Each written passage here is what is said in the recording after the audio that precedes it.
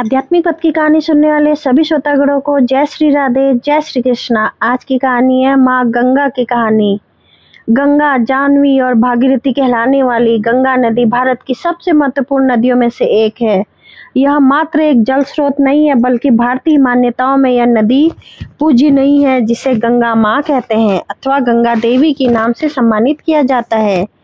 एक पौराणिक कथा के अनुसार गंगा पृथ्वी पर आने से पहले सूर्यलोक में रहती थी। तो क्या कारण था जो यह पवित्र नदी धरती पर आई? इसे यहाँ कौन लाया? गंगा नदी के पृथ्वी लोक में आने के पीछे कई सारी लोक कथाएं प्रचलित हैं, लेकिन इस सब में अहम एवं रोचक कथा पुराणों में है।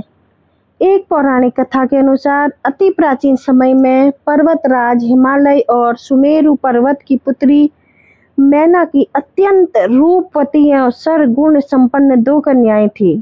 दो कन्याओं में से बड़ी थी गंगा तथा छोटी पुत्री का नाम था उमा।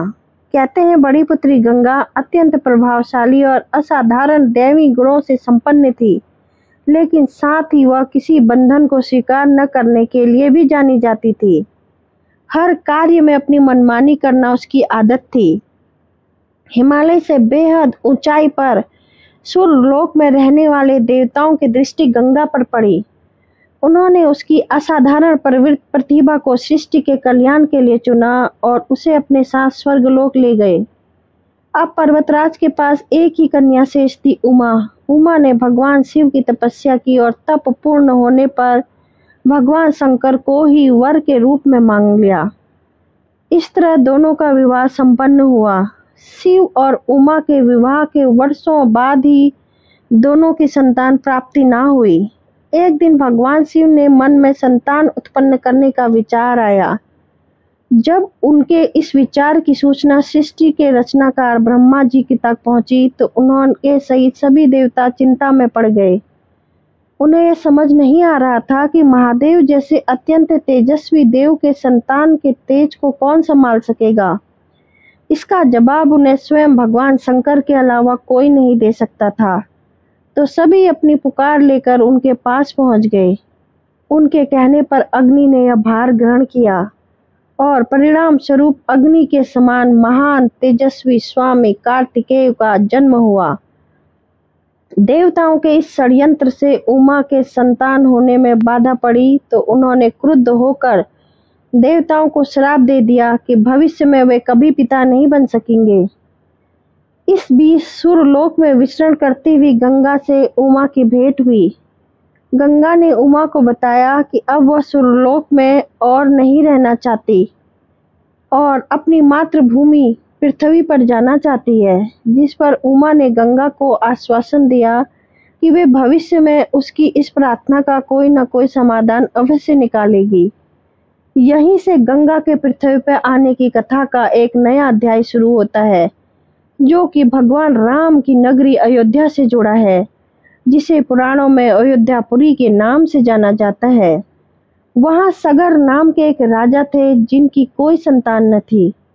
सगर राजा की दो रानियां थी, केसनी तथा सुमिति, किंतु दोनों से ही राजा को पुत्र की उत्पत्ति नहीं हो रही थी, जिसके फलस्वरूप उन्होंने दोनों पत्नियों के साथ लेकर हिमालय के भृगप्रश्वन नामक प्रांत में तपस्या करने का फैसला किया। एक लंबी तपस्या के बाद महर्षि भृगु राजा और उनकी पत्नियों से प्रसन्न हुए और वरदान देने के लिए प्रकट हुए। उन्होंने कहा, हे राजन, तुम्हारी तपस्या से मैं अत्यंत प्रसन्न हूँ और तुम्हारी दोनों पत्नियों को पुत्र का वरदान देता हूँ, लेकिन दोनों में से एक पत्नी को केवल एक पुत्र की प्राप्ति होगी, जो वंश को आगे बढ़ाने में सहायक साबित होगा, तथा दूसरी पत्नी को 60,000 पुत्रों का वर हासिल होगा।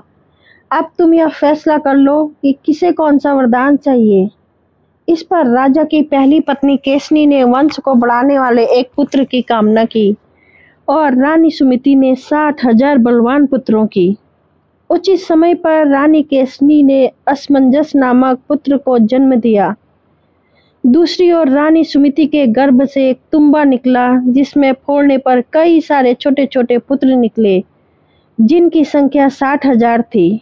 उन सब का पालन पोषण घी के घड़ों में रखकर किया। समय बीतते पर सभी पुत्र बड़े हो गए। महाराजा सगर का ज्येष्ठ व वंश को आगे बढ़ाने वाला पुत्र असमंजस बड़ा दुराचारी था। उसके कहर से सारी प्रजा परेशान थी, इसलिए परिणाम स्वरूप राजा ने उसे नगर से बाहर कर दिया। कुछ समय बाद असमंजस के यहाँ अंशुमन नाम का एक पुत्र हुआ।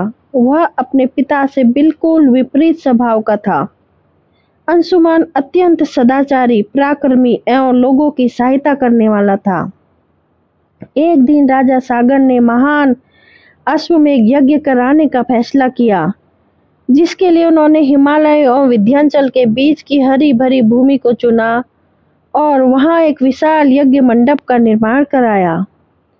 इसके बाद अश्वमेध यज्ञ के लिए श्याम कर्ण घोड़ा छोड़कर उसकी रक्षा के लिए पराक्रमी अंशुमान को सेना के साथ उसके पीछे पीछे भेज दिया। यज्ञ सफलतापूर्वक बढ़ रहा था, जिसे देख इंद्रदेव काफी भयभीत हो गए।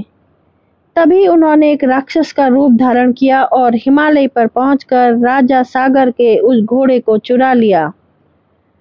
घोड़े की चोरी की सूचना पाते ही राजा सागर के होश उड़ गए। उन्होंने शीघ्र ही अपने 60,000 पुत्रों को आदेश दिया कि घोड़ा चुराने वाले को किसी भी अवस्था में पकड़कर लेकर आओ।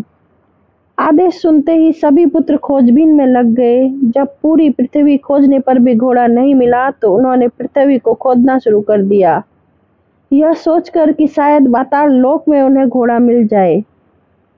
जब पाताल में घोड़े को खोजते खोजते वो सनातन वसुदेव कपिल के आश्रम में पहुंच गए। वहां उन्होंने देखा कि कपिल मुनि आंखें बंद किए बैठे हैं और ठीक उनके पास यज्ञ का वह घोड़ा बंधा हुआ है जिसे वह लंबे समय से खोज रहे थे। इस पर सभी मंद बुद्धि पुत्र क्रोध में कपिल मुनि को घोड़े का चोर समझकर उन्हें अपशब्द कहने लगे। उनके इस कृत्यों से कपिल मुनि की समाधि भंग हो गई। आंखें खुलते ही उन्होंने क्रोध में सभी राजकुमारों को अपने तेज से भस्म कर दिया, लेकिन इसकी सूचना राजा सागर को नहीं थी। जब लंबा समय बीत गया तो राजा फिर से चिंतित हो गए।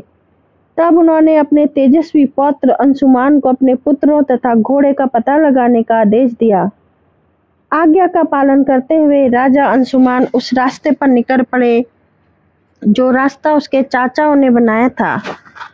मार्ग में उसे भी पूजनीय ऋषि मुनि मिलते। वह उनका सम्मान पूर्वक आदर सत्कार करता। खोजते खोजते वह कपिल आश्रम में जा पहुंचा। वहां का दृश्य देख वह बेहद आश्चर्यचकित हुआ। उसने देखा कि भूमि पर उसके 60,000 चाचाओं के भस्म हुए शरीरों की राख पड़ी थी और पास ही यज्ञ का घोड़ा चल रहा था। यह देख वह निराश हो गया। अब उसने राख की विधि पूर्वक प्रवाह करने के लिए जलाशय खोजने की कोशिश की, लेकिन उसे कुछ न मिला। तभी उसकी नज़र अपने चाचाओं के मामा गरुड़ पर पड़ी। उसने गरुड़ से सहायता मांगी तो उन्होंने उसे बताया कि किस प्रकार से कपिल मुनि द्वारा उनके चाचाओं को भस्म किया गया। वह आगे बोले कि उसके चाचाओं की मृत्यु कोई साधारण नहीं थी, इसलिए उनका तर्पण करने के लिए कोई भी साधारण सरोवर या जलाशय काफी नहीं होगा। इसके लिए तो केवल हिमालय की ज्येष्ठ पुत्री गंगा के जल से ही तर्पण करना सही माना जाएगा। गरुड़ द्वारा राय मिलने पर अंशुमान घोड़े को लेकर वापस अयोध्या पहुंचा और राजा सागर को सारा वाक्य बताया। राजा काफी दुखी हुए, लेकिन अपने पुत्रों का उद्धार करने के लिए उन्होंने गंगा को पृथ्वी पर लाने का फैसला किया। लेकिन यह सब होगा कैसे, उन्हें समझ नहीं आया। कुछ समय पश्चात महाराजा सागर का देहांत हो गया, जिसके बाद अंशुमान को राजगद्दी पर बैठाया गया। आगे चलकर अंशुमान को दिलीप नामक पुत्र की प्राप्ति हुई। उसके बड़े होने पर अंशुमान ने उसे राज्य सौंप दिया और स्वयं हिमालय की गोद में जाकर गंगा को प्रसन्न करने के लिए तपस्या करने लगे। उनके लगातार परिश्रम के बाद भी उसे सफलता हासिल ना हुई और कुछ समय बाद अंशुमान का देहांत हो गया। अंशुमान की तरह उसके पुत्र दिलीप ने भी राज्य अपने पुत्र भगीरथ को सौंपकर गंगा को पृथ्वी पर लाने के लिए तपस्या शुरू कर दी, लेकिन उन्हें भी कोई फल हासिल ना हुआ। दिलीप के बाद भगीरथ ने भी गंगा की तपस्या का फैसला किया, लेकिन उनकी कोई संतान न होने के कारण उन्होंने राज्य का भार मंत्रियों को सौंपकर हिमालय जाने का फैसला किया। उनकी कठोर तपस्या से आखिरकार भगवान ब्रह्मा प्रसन्न होकर उनके सामने प्रकट हुए और मनोवांछित फल मांगने के लिए कहा। भगीरथ ने कहा ब्रह्मा जी से कि हे प्रभु, मैंने आपके दर्शन से अत्यंत प्रसन्न हूँ।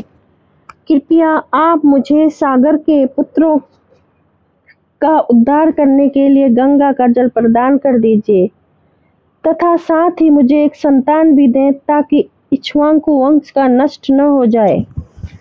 भागीरथ की प्रार्थना सुन ब्रह्मा जी मुस्कुराए बोले, हे वत्स, मेरे आशीर्वाद से जल्द ही तुम्हारे यहाँ एक पुत्र होगा, किंतु तुम्हारी पहली मांग गंगा का जल देना यह मेरे लिए कठिन कार्य है, क्योंकि जब गंगा जी वेग के साथ पृथ्वी पर अवतरित होंगी तो उनके वेग को पृथ्वी संभाल नहीं सकेगी।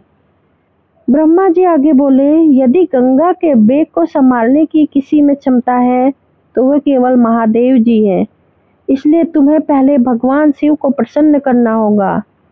यह बोल ब्रह्मा जी वापस ब्रह्मलोक की ओर प्रस्थान कर गए।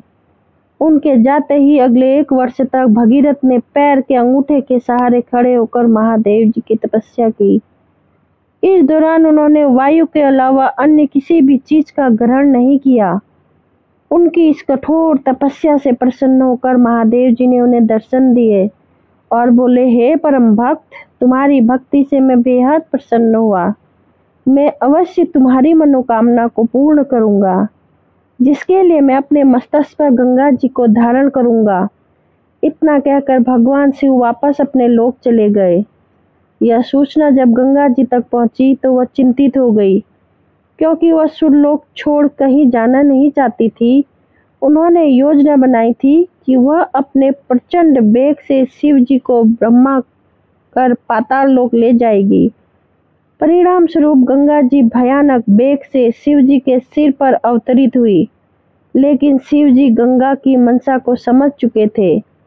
गंगा को अपने साथ बांधे रखने के लिए महादेव जी ने गंगा धाराओं को अपनी जटाओं में धीरे धीरे बांधना शुरू कर दिया। जब गंगा जी इन जटाओं से बाहर निकलने में असमर्थ थी तो गंगा जी को इस प्रकार शिव जी की जटाओं में विलीन होते देख भागीरथ ने फिर शंकर जी की तपस्या की।